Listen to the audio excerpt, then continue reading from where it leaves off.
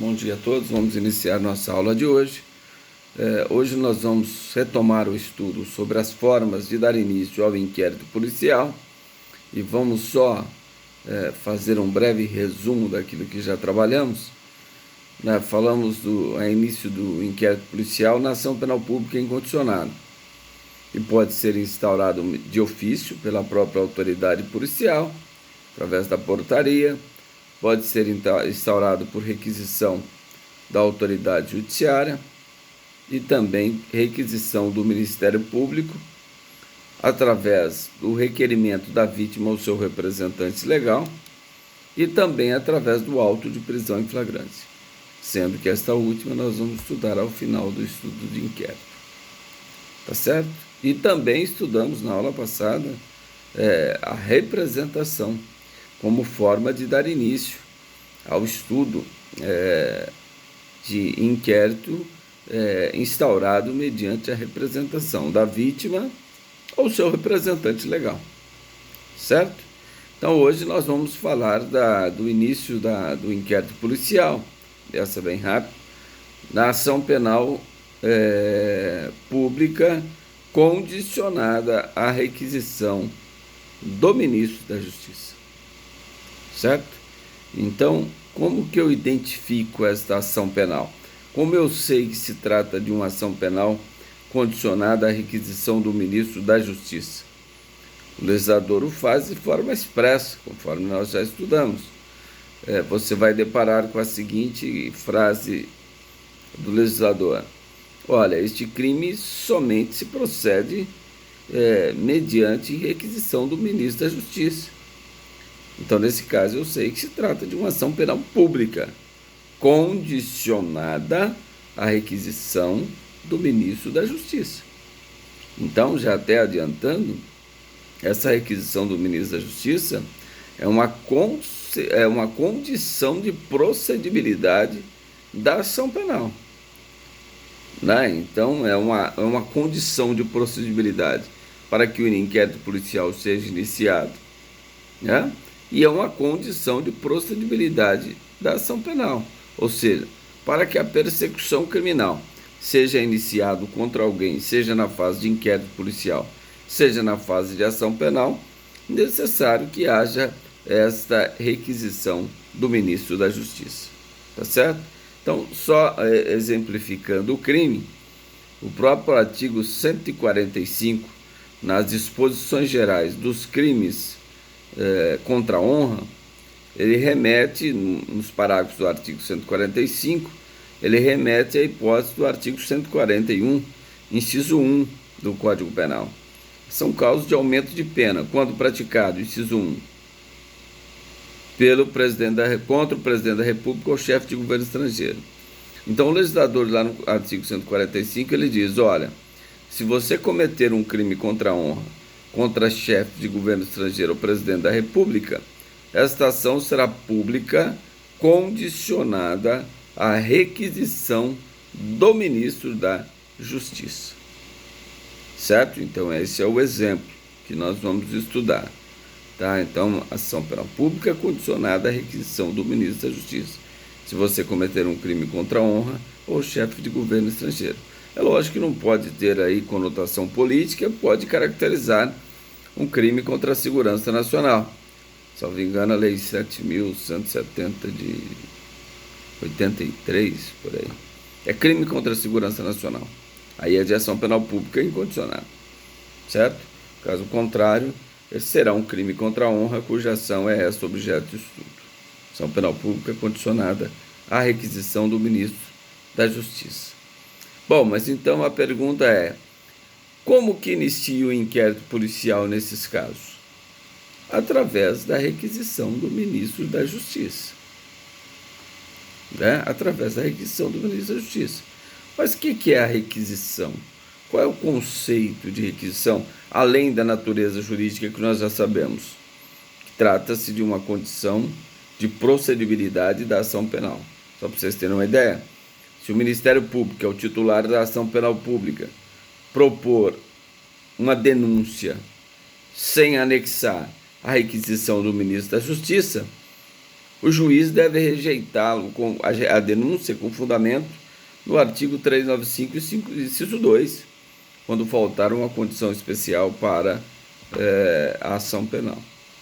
Tá? Então, nesse caso, o juiz deverá rejeitar a denúncia do Ministério Público. Mas, por enquanto, nós estamos falando de inquérito. Mas vamos definir o que é requisição.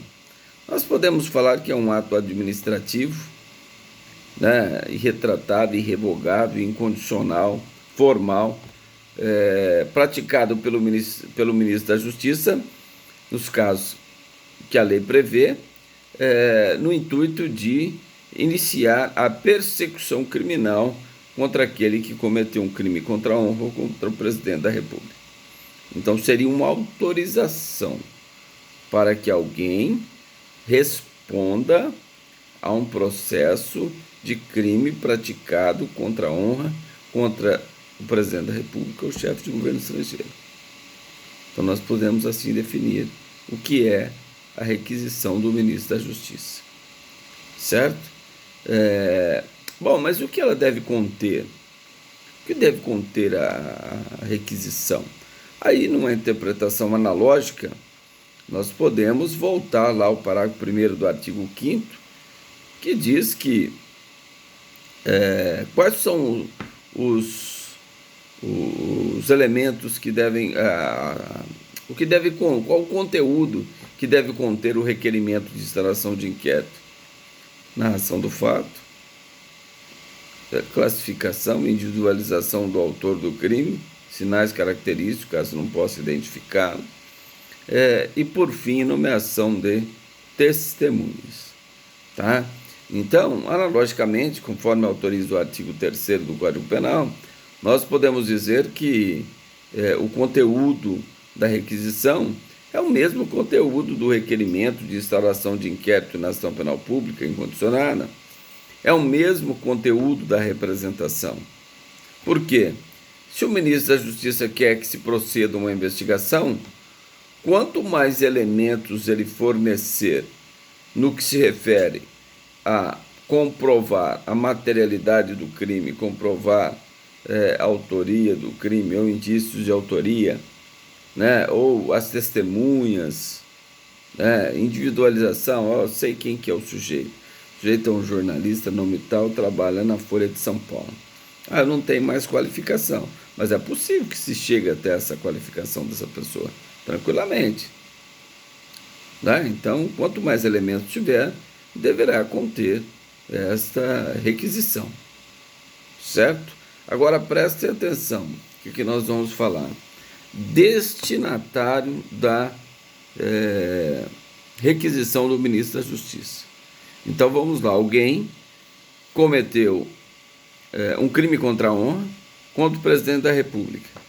Quem vai avaliar a conveniência de promover esta requisição é o ministro da Justiça, o senhor André Mendonça. Né? É ele que vai analisar se é o caso de apresentar uma requisição para a instauração de inquérito ou não. Mas ela é destinada inicialmente, né? Ela não vai ser enviada direto para a delegacia de polícia. Ele vai direcioná-la ao Procurador-Geral da República, que é o chefe de todos os procuradores da República no âmbito federal. São promotores que atuam no âmbito federal. Os que atuam no âmbito estadual são chamados de promotores de justiça, cujo chefe deles são o Procurador-Geral de Justiça.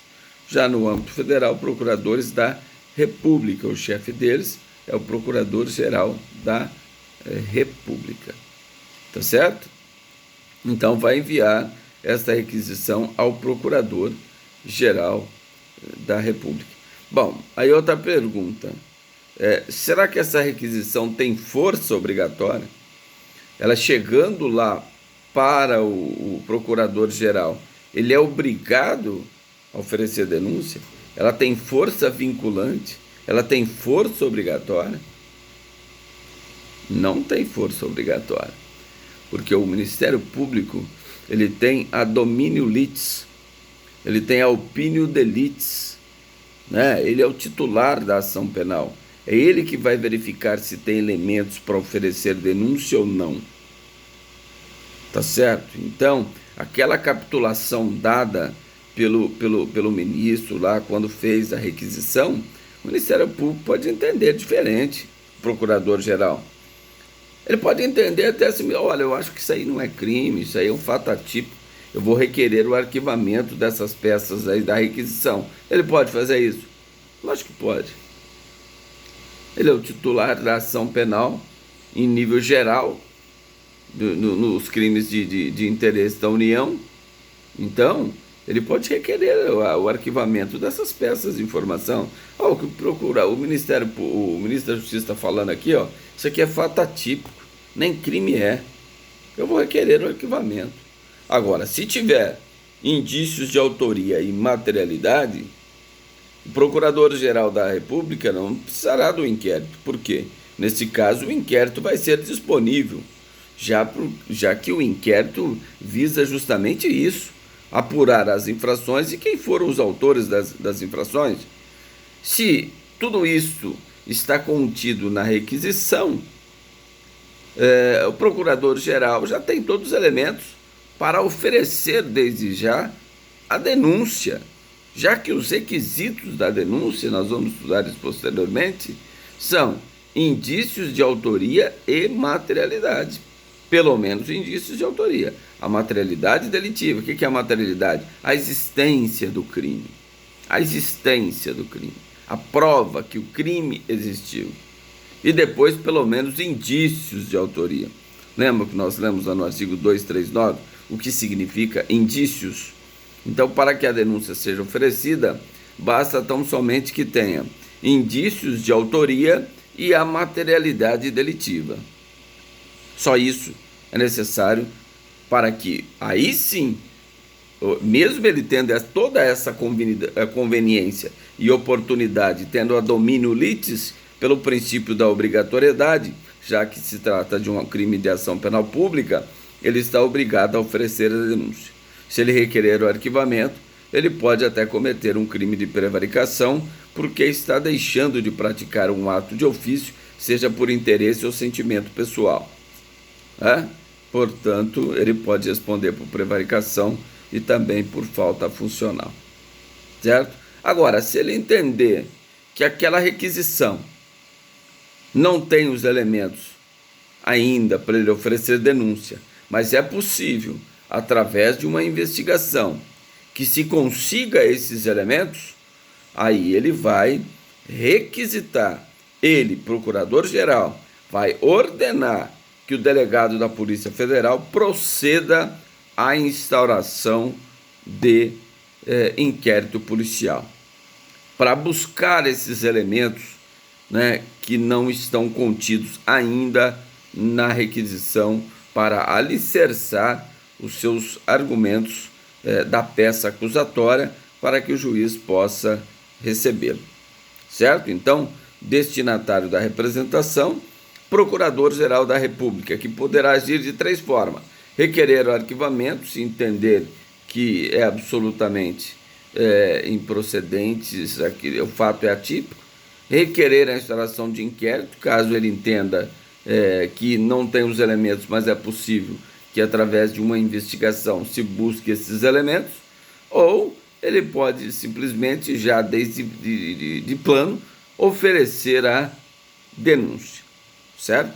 E tem também a possibilidade do oferecimento da não persecução penal nos termos do novo artigo 28, que está em vigência. Por quê? Porque parte desse artigo 28 ele não está em vigência, porque a vigência desse dispositivo que fala do arquivamento está o novo tipo de providências, quando o Ministério Público pede o arquivamento, está pendente de eficácia por decisão do ministro Luiz Fux. Então, aplica-se então a regra anterior no que se refere ao arquivamento do inquérito policial.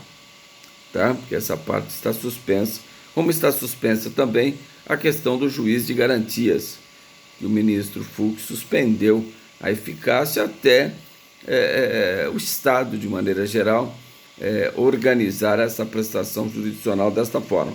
Em relação ao Ministério Público, como é um órgão independente, até que esse órgão independente consiga estabelecer uma estrutura de revisão das decisões quando o Ministério Público requerer o arquivamento do inquérito policial.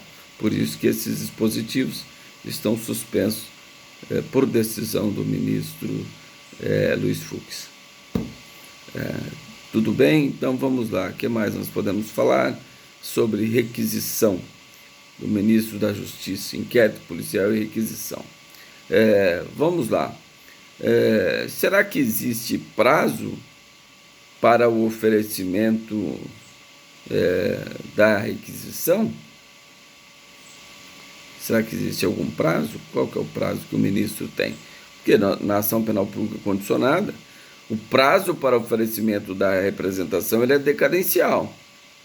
Operou a decadência e a extinção da punibilidade. A vítima ou seu representante legal não poderá exercer o direito, a não ser naquele caso, quando ele completar 18 anos, desde que não esteja ocorrido a prescrição do crime. Quando ele completar 18 anos, inicia o prazo decadencial para ele propor, oferecer o direito de representação, que é o prazo duplo que nós falamos da súmula 594 do STF. Tudo bem? Então, qual é o prazo da requisição? Tá, pessoal, eu olho sempre à esquerda que eu estou gravando o celular para ficar melhor depois eu disponibilizar a vocês. Tá bom? Então, eu olho sempre para a câmera do celular. Vamos lá. Qual que é o prazo para oferecimento da requisição? Bom, o legislador, já vou adiantar, o legislador não diz prazo. Se ele não diz prazo, e aí? Como a gente faz? Tem que ter uma segurança jurídica, né? Prazo indeterminado, ad eterno, isso não pode existir no direito, né? E aí? Bom, se o legislador não diz prazo, nós temos que ir na regra geral. Vamos imaginar que foi uma injúria cuja pena máxima não ultrapassa 1 ano, a pena do artigo 140. Se a pena máxima não ultrapassar 1 ano, prescreve em 3. Se ocorreu a prescrição do crime, o ministro da Justiça não poderia mais apresentar a requisição. Por quê? O crime já estaria prescrito. Então, no que se refere à requisição do ministro da Justiça, como não tem nenhum prazo diferenciado, nós caímos na regra geral. Então, qual que é o prazo que ele tem? Até a prescrição do crime, da pena em abstrato. Enquanto não ocorreu a prescrição do crime, né, o sujeito, que é o ministro da Justiça, poderá apresentar a requisição. Tá? Isso é a prescrição em abstrato. Pode ser que quando faça o cálculo da prescrição em concreto, pode ser que tenha ocorrido a prescrição. Certo? Mas a princípio é a regrinha do artigo 109 do Código Penal, que trata da prescrição. Até 1 ano prescreve em 3, de 1 que não excede a 2 prescreve em 4, e aí aquela regrinha que vocês já estudaram lá no Direito Penal 2, no artigo 109, que é as causas extintivas da punibilidade, que está no artigo 107, e a contagem do prazo está lá no artigo 109 do Código Penal. Tudo bem? Outra pergunta. Será que é possível a retratação da requisição?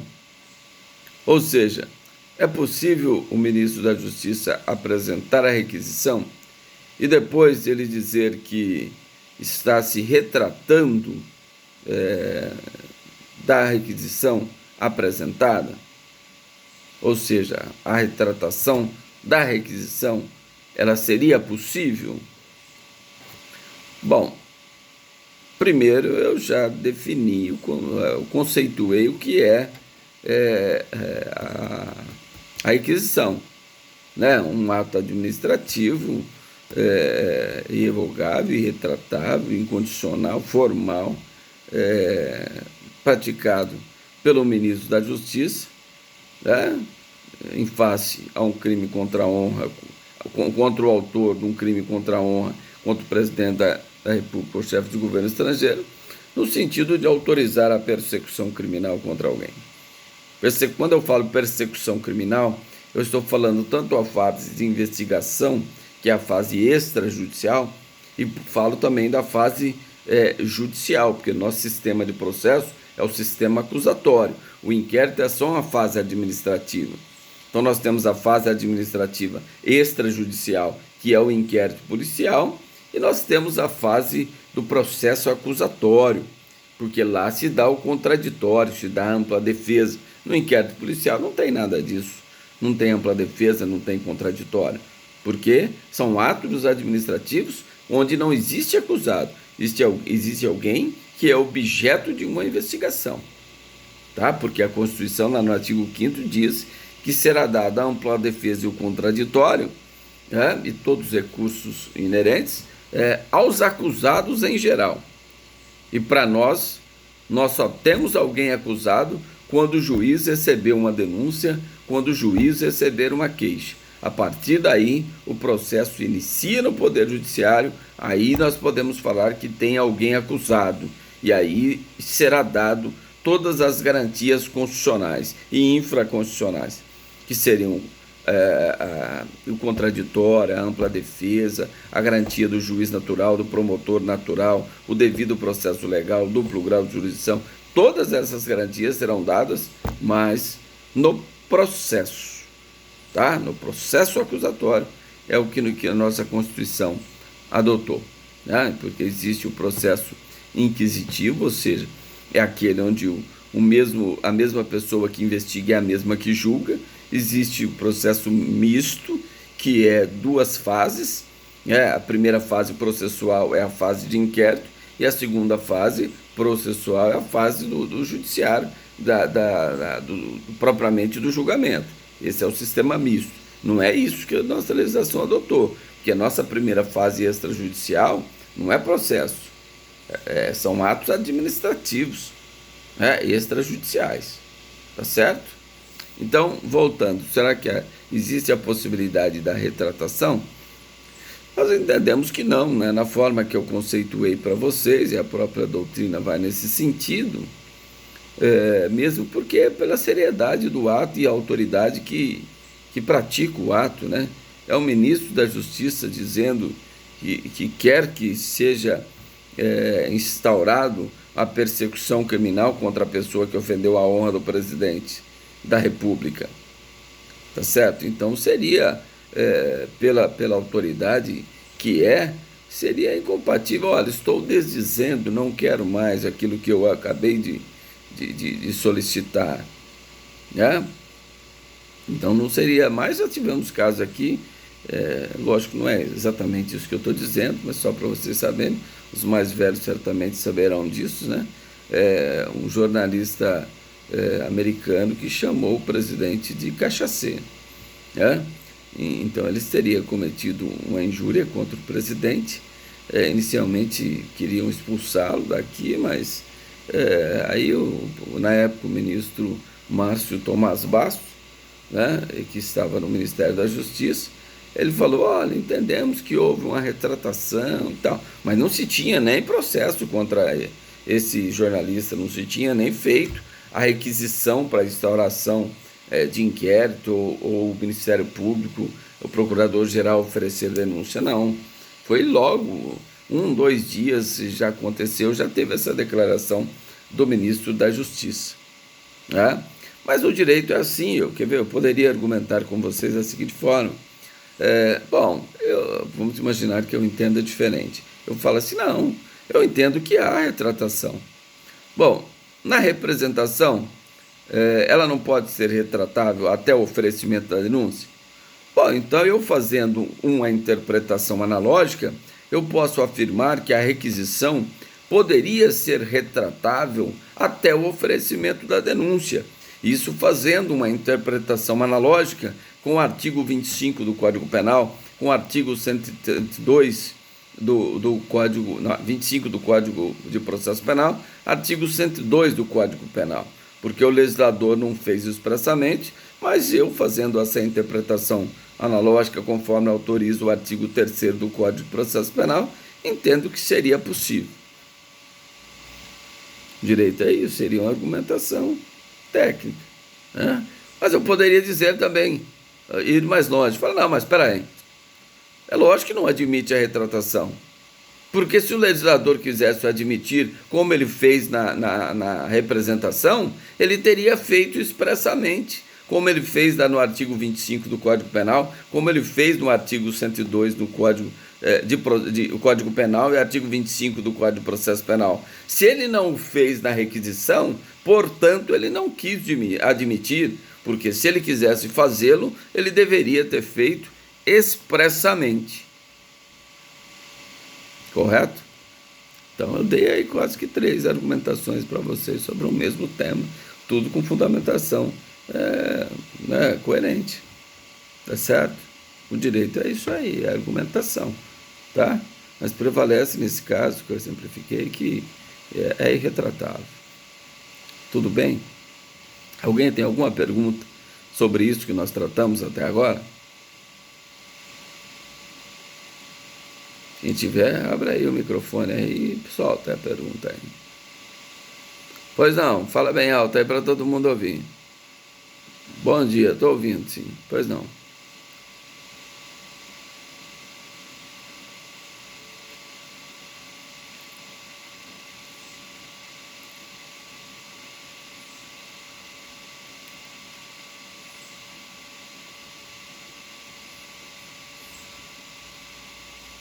Não, porque se ela já foi apresentada e está em fase de investigação, ele não teria porque aí vige o princípio da obrigatoriedade, porque é ação penal pública incondicionada. Aliás, pública condicionada à requisição do ministro da Justiça. E outra coisa, se instaurado inquérito, o delegado não pode mandar arquivar o inquérito nos termos do artigo 17º do Código de Processo Penal. Então, esse processo ia para o procurador-geral, e o procurador-geral, se tivesse os requisitos, pelo princípio da obrigatoriedade, ele estaria obrigado a oferecer a denúncia. Certo? Tranquilo? Então vamos lá, vamos passar e comentar agora mais uma forma de iniciar um inquérito policial. Então nós vamos tratar de ação penal privada. Só a título de, nós vamos estudar isso a parte teórica, mas nós temos 3 ações penais privadas. Nós temos a ação penal privada exclusiva, propriamente dita, ou principal, que é uma só. Ela é conhecida com esses 3 nomes, mas é uma ação só. Ação penal privada principal, exclusiva ou propriamente dita. E ela pode ser, aí falando da segunda ação, personalíssima, e ela pode ser ação penal privada subsidiária da pública, ou também chamada de queixa substitutiva. Nós vamos explicar em outra ocasião, lá no estudo da ação penal. Aqui ela não tem relevância em nível de inquérito, tá? Mas tem relevância eu falar da ação penal principal, exclusiva ou propriamente dita, e depois dar um exemplo da personalícia. Tá bom? Então, como que nós identificamos, já falamos sobre isso, mas como que nós identificamos a ação penal privada? Tá? Existe uma frase técnica que nós temos que verificar se existe, após o preceito sancionador ou nas disposições gerais, que vai estar escrito lá. Esse crime somente se procede mediante queixa. Se estiver escrito que esse crime somente se procede mediante queixa, eu sei que trata-se de um crime de ação penal privada. Não tenham dúvida. Ação penal privada. Queixa, crime, é ação penal privada. Poder judiciário. Quando você está no Poder Judiciário, você apresenta uma ação penal privada através da queixa-crime. Se é uma ação penal pública, o titular já é o Ministério Público. Ele vai apresentar no Poder Judiciário uma denúncia. Então, isso não pode confundir. Vocês vão estudar sobre isso, mas não pode confundir desde já, porque se confundir desde já, você vai enrolar todo aqui. Quando eu falo para vocês denúncia, eu estou falando que o titular é o Ministério Público Federal e Estadual. Está no artigo 24, está no artigo 129, inciso 1, 24, Código de Processo. 121, inciso 1 da Constituição Federal, que compete privativamente ao Ministério Público a titularidade da ação penal pública. E de que forma que ele entra com a ação penal pública? Através de uma peça que chama denúncia. Então, denúncia é Poder Judiciário, é Ministério Público como titular, propondo uma ação. Ponto. Isso não muda. Ação penal privada é uma ação penal privada que é proposta pelo ofendido ou seu representante legal, lá no Poder Judiciário, através de uma queixa-crime. Certo? Então, façam essa diferenciação. Quando eu estiver falando, ainda que eu não expliquei sobre queixa-crime, sobre denúncia, eu vou estar falando aqui de vez em quando.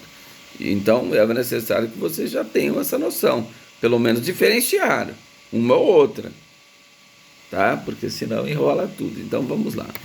Para me identificar, está escrito lá o legislador, somente se procede mediante queixa.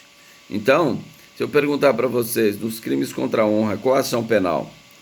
Se você for afoitamente lá no dispositivo do artigo 138, que é calúnia, difamação ou injúria, e verificar, professor, não está escrito nada.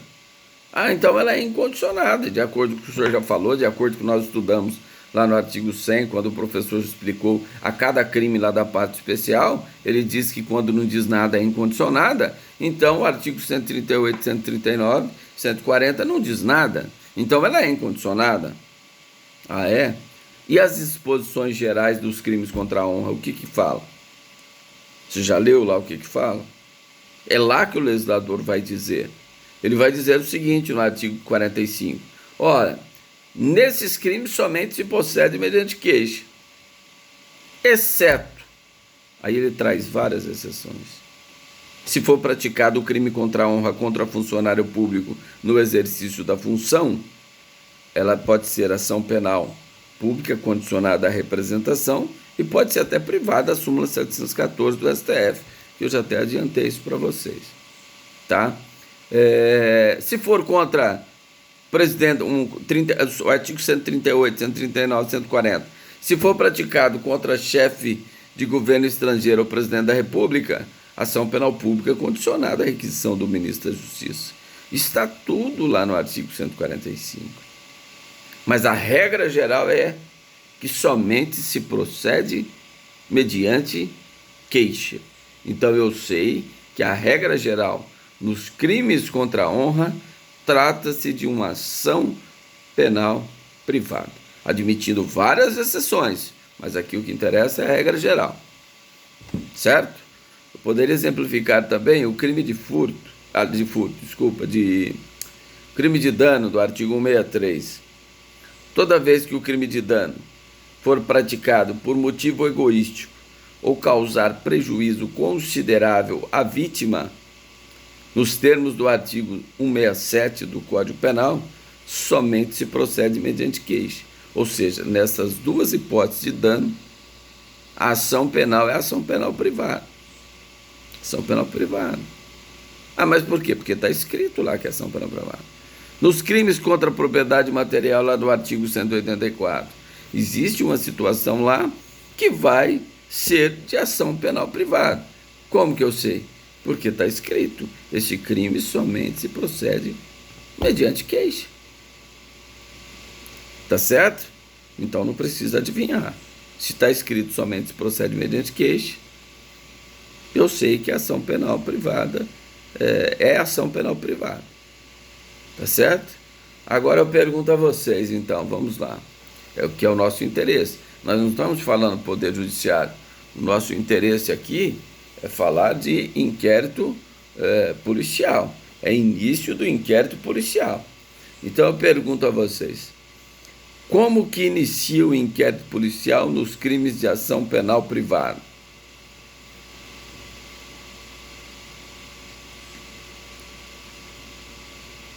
Vamos lá, estamos 29 alunos.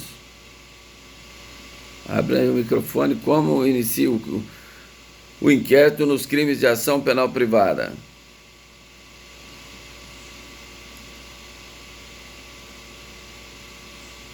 Hã? Não entendi. Mediante? Então, mas representação seria ação penal pública condicionada à representação. Aqui nós estamos falando da ação penal privada. Representação ficou lá na ação penal pública condicionada à representação. Aqui nós estamos falando de ação penal privada. A frase está escrito lá, somente se procede mediante queixa. Como que inicia o inquérito policial nesse tipo de ação? Com a queixa, incorreto. A queixa é quando você está no Poder Judiciário. Eu dei aquele exemplo faz alguns minutos. Queixa é sinônimo de ação, é sinônimo de você estar propondo um processo através da queixa que dá início a uma ação. Onde? No Poder Judiciário. Como a denúncia dá início a um processo de ação penal pública. Onde? No Poder Judiciário. Aqui nós estamos falando de inquérito. A pedido do ofendido, de que forma que ele faz esse pedido? Depoimento. Então vamos lá, gente, está perto aí do que nós... Não, boletim de ocorrência está só noticiando uma ocorrência. Lê aí o artigo, quem está com o código aí, gente, vocês têm que acompanhá-lo com o código. Parágrafo 5º do artigo 5º, o que diz aí? Esse é o nosso estudo agora. Parágrafo 5º do artigo 5º do Código de Processo Penal.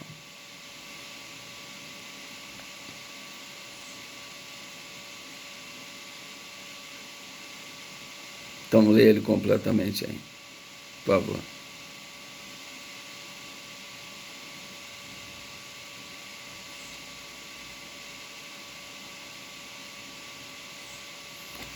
Então, respondendo à pergunta, como que inicia o inquérito policial nos crimes de ação penal privada?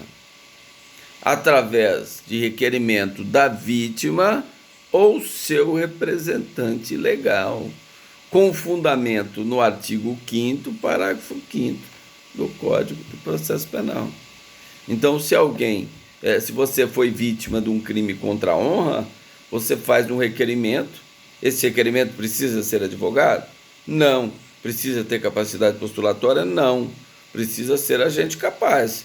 Se foi contra você, você tem capacidade civil, você faz um requerimento e vai lá na delegacia, protocola o requerimento de instauração de inquérito policial.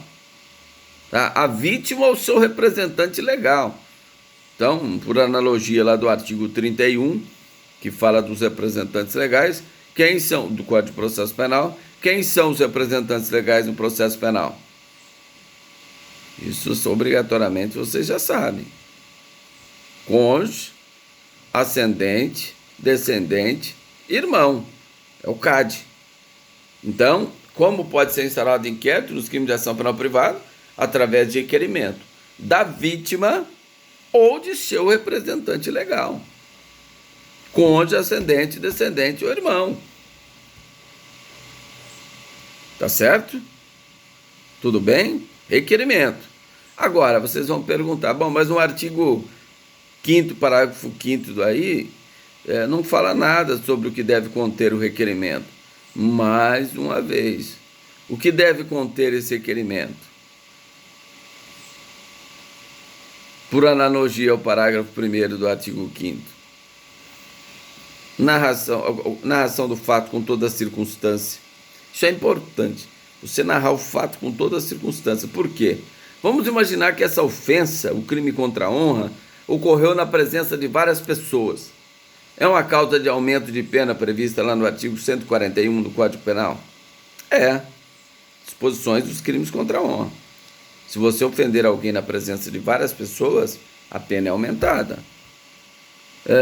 Se você ofender a honra de alguém, por exemplo, através do rádio, através da internet, através de panfletos. É forma de você propalar isso aí mais rapidamente. Então, é uma forma de aumentar a pena, certo? Porque é, por exemplo, a injúria não admite aí a retratação, né? Não existe possibilidade da retratação do crime de injúria. A mesma coisa, você chamar o sujeito de burro, né? Você é um burro. Aí depois, vou me retratar. Não, você é o cara mais inteligente que existe no Brasil. Não admite isso, né? Seria ao contrário. O sujeito estaria menosprezando ainda mais, né? Ao fazer esse contraponto. Então, existe retorção imediata no crime de injúria. Se eu falar, você é um burro, o outro, você é um asno. Então, há uma retorção imediata, que é um caso que o juiz pode até deixar de aplicar a pena. Né? Está nas disposições gerais aí dos crimes contra a honra, quando há retorção imediata.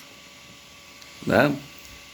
Então, narrar o fato com todas as circunstâncias é muito importante. Narrar exatamente a frase que foi caracterizadora do crime, por exemplo, porque muitos alunos confundem, não estudaram direito. Né? Se eu perguntar a vocês, se eu falar para vocês, olha, todos um grau de seriedade, imprimindo um ânimos de ofender, né? Então, eu só não falar que ânimos que é, senão eu responderia qual o crime que seria, né? Se eu falar, olha, todos vocês são estelionatários, qual o crime que eu cometi? Vamos ver se está bom, direito penal, parte especial. Vou aparecer um negócio aqui no computador aqui, daqui faz, sabe?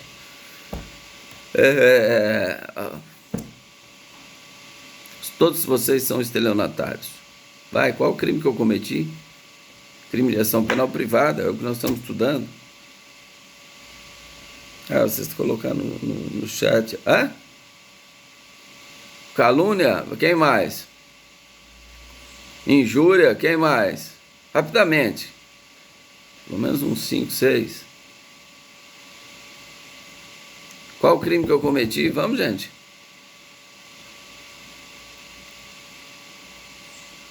Calúnia, injúria.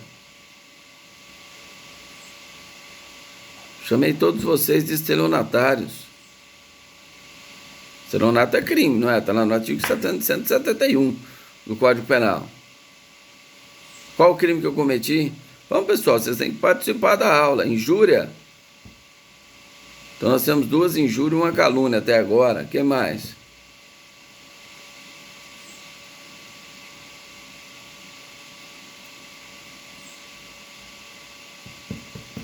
Vamos, mais um.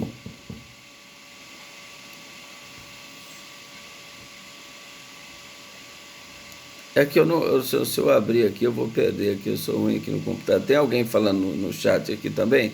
Quem puder falar no microfone aqui para mim é melhor. Mas espera aí, deixa eu ver se eu consigo aqui. Vamos lá, vou falar aqui. Ana Lúcia, calúnia. Falsa comunicação de crime. Natália, injúria. Carlos Roberto, difamação. Mais alguém?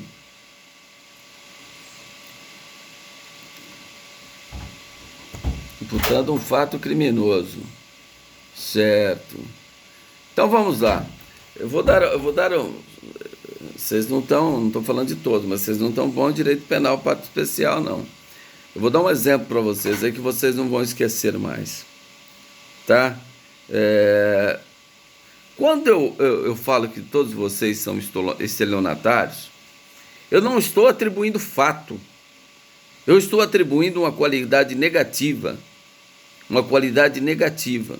No que se refere pode ser no que se refere aos atributos intelectuais ou atributos morais, no que se refere ao decoro ou à dignidade. Isto é injúria, sempre atribuir qualidade negativa a alguém. Seja falso ou verdadeiro, não importa. É a honra subjetiva que está sendo violada. Por exemplo, quando eu falo que vocês são estelionatários, é o que vocês sentem sobre a honra de vocês. É o que vocês sentem, certo? Então isso é honra subjetiva. Então atribuição, qualidade negativa a alguém sempre será injúria. Se eu falar, vocês são homicidas, eu cometi uma injúria. Vocês são traficantes, eu cometi uma injúria. Atribuição de qualidade negativa a alguém. Vocês são aleijados. Qualidade negativa, atributos físicos. Aqui nós tivemos em Ribeirão Preto um deputado, aliás, um vereador que foi cassado por quebra do decoro porque chamou o outro vereador de aleijado. O outro vereador era cadeirante. E isso é uma injúria. É atribuir qualidade negativa a alguém. Ah, mas aleijado, tudo bem, mas é o que ele pensa sobre os atributos dele. É honra subjetiva. Agora, quando eu atribuo fato, aí é diferente. Atribuição de fato, por exemplo, olha como que é diferente. Se eu falar, vocês praticaram um homicídio, é diferente de eu falar, vocês são homicidas. De qualidade negativa. Vocês praticaram um homicídio, atribuição de fato. Vocês são estelionatários, qualidade negativa. Atribuição de fato. Vocês praticaram um estelionato. Então, aí vamos lá. Toda vez que é atribuição de fato, ou vai ser calúnia ou vai ser difamação. Se for atribuição de fato e a minha afirmativa for falsa e o fato é definido como crime, nós estamos diante de uma calúnia. Então, se eu falo falsamente, vocês não cometeram o estelionato, eu falo, olha, todos vocês aí da sala foram autores de um crime de estelionato. Atribuir fato. Se a minha atribuição for falsa, estelionato está definido como crime, eu só posso ter cometido o quê? Uma calúnia. Agora, se a atribuição do fato for falso ou negativo, for verdadeiro ou falso, não pode caracterizar crime. Vai caracterizar uma difamação. Por exemplo, se eu falar, vocês praticaram contravenção penal. Pode ser falso ou verdadeiro. Contravenção penal é crime? Não, não é crime. Então sobrou o quê? Difamação. Tá certo? Então, essa diferenciação, isso aí, vocês estão num grau de estudo já que essa confusão não pode ser feita. Não pode ser feita, não pode existir essa confusão. Então, eu dei o exemplo para vocês. Tanto a difamação quanto a calúnia é a honra objetiva. É o que os outros pensam da nossa reputação. Por isso que é atribuição de fato. Tá? É honra objetiva. É o que os outros pensam dos nossos atributos. E ainda vou mais longe. Toda vez que você, quando fala de funcionário público, ofender a honra de funcionário público no exercício da função, crime contra a honra está aí, como aumento de pena no inciso 2 do artigo 141. Tá? É crime de ação penal pública condicionada à representação, ou pode ser ação penal privada. O funcionário que vai escolher de acordo com a súmula 714 do STF, que ele fala que, nesse caso, a legitimidade ela é concorrente. Ela pode ser através de queixa, ou ela pode ser através de uma ação penal pública, através de denúncia. Pública condicionada à representação, é lógico. Então, se eu falo para o funcionário público no exercício da função, você é um idiota, um incompetente, qual o crime que eu cometo?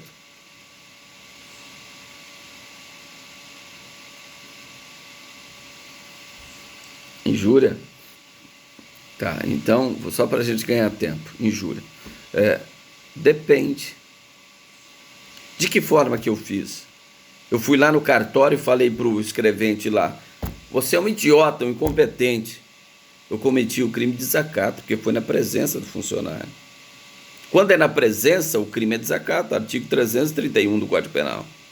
Certo? Agora, se eu escrevo uma petição e falo, olha, funcionário público do cartório que praticou esse ato, ele é um incompetente, ele é um idiota, ele é um imbecil. Eu cometi um crime de injúria. Certo? por escrito, por telefone, será sempre injúria contra funcionário público. Agora, se for na presença do funcionário público, não existe face a face. Funcionário está aqui, eu estou na outra sala ali, e eu grito lá, o funcionário, você é um idiota, um imbecil, um corrupto, né? Eu estou atribuindo qualidade negativa, mas eu estou cometendo um crime de desacato, que é menosprezar, desprestigiar, a função pública. O funcionário que está no exercício da função ou em razão dela. E aí essa questão está no exercício. Vou dar um exemplo só para finalizar isso aí. Quando ele comete o desacato, ou injúria, essa questão de em razão da função. O desacato é ofender funcionário público no exercício da função ou em razão dela. Esse exemplo que nós demos foi funcionário público no exercício da função. Agora, o delegado está num bar de folga. Eu passo lá no bar e falo, olha, você é um idiota. Falo para o delegado público, qual o crime que eu cometo?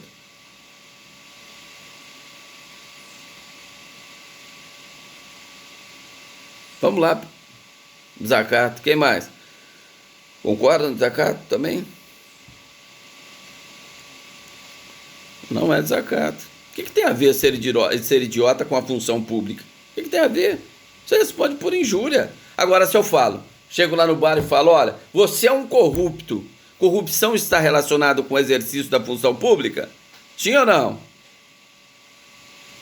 Sim, então no segundo exemplo eu cometi desacato. Não ele no exercício da função, mas eu cometi o desacato em razão da função que ele exerce, que é delegado de polícia.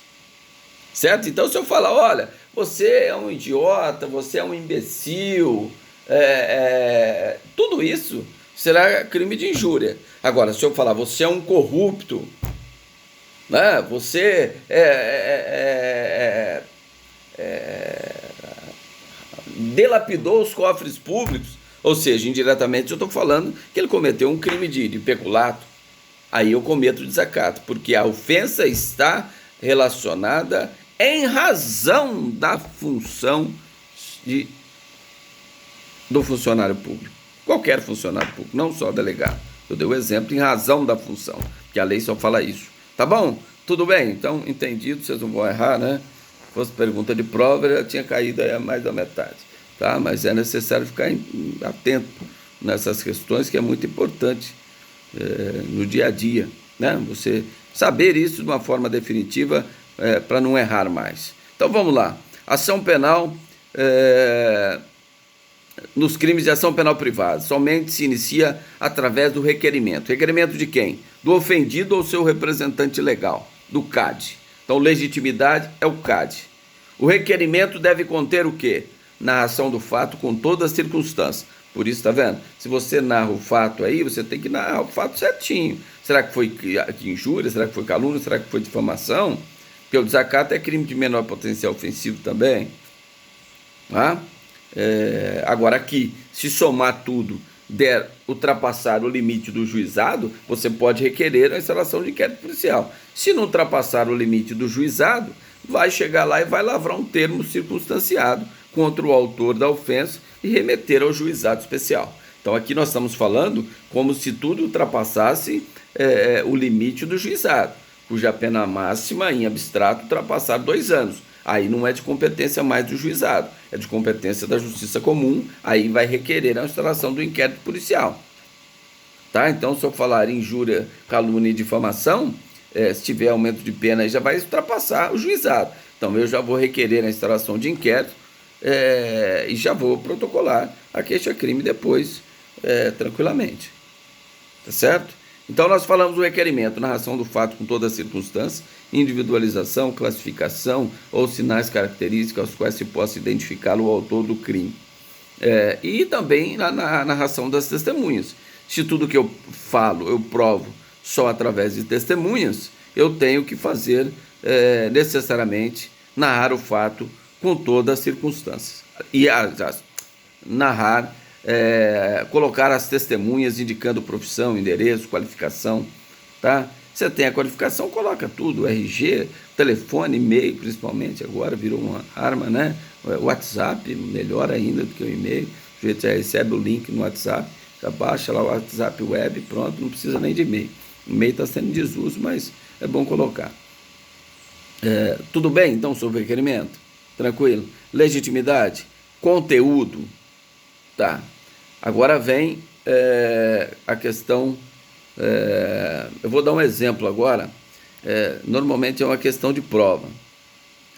É uma questão de prova. Tá? Se eu passar esse exemplo, depois vocês vão ganhar uma questão de prova, né? Vamos ver o resultado que vocês teriam na prova nessa questão. Vamos lá. Entendam bem o exemplo. Presta atenção todo mundo no exemplo, tá? Nós estamos aí com 30 alunos em sala. Vamos lá. Então, nós sabemos que o prazo, quando eu falo em queixa, o prazo decadencial é 6 meses. Né? 6 meses. Prazo de representação, o prazo da queixa